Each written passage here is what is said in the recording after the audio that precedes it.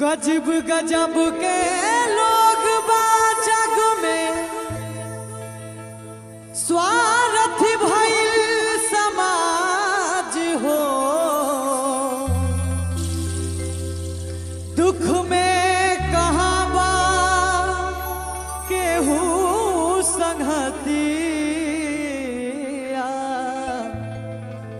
ई दुनिया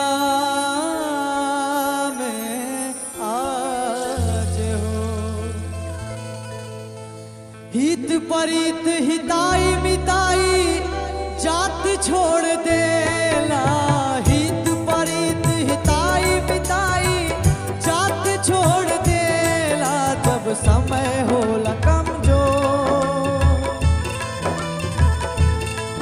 जब समय होला कमजोर तो हर केहू साथ छोड़ देला। जब समय होला कमजोर तो हर कोई साथ छोड़ देला।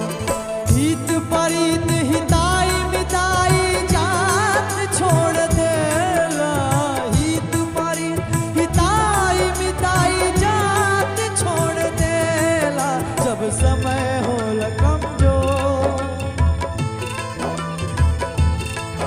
जब समय होला कमजोर तो हर कोई साथ छोड़ देला।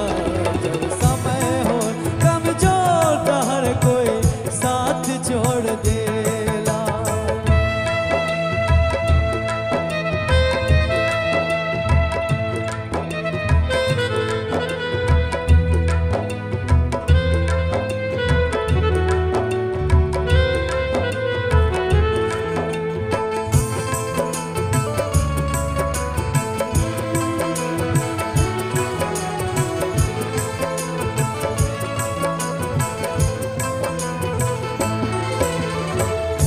बनला के 10 गो साथी, बिगड़ला के केहू ना।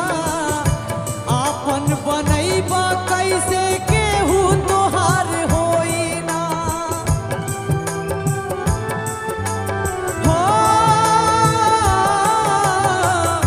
बनला के 10 गो साथी, बिगड़ला के केहू ना।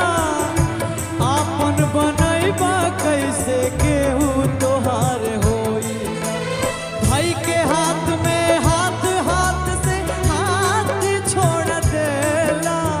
भाई के हाथ में हाथ, हाथ से हाथ छोड़ देला। जब समय होला कमजोर, जब समय होला कमजोर तो हर केहू साथ छोड़ दे।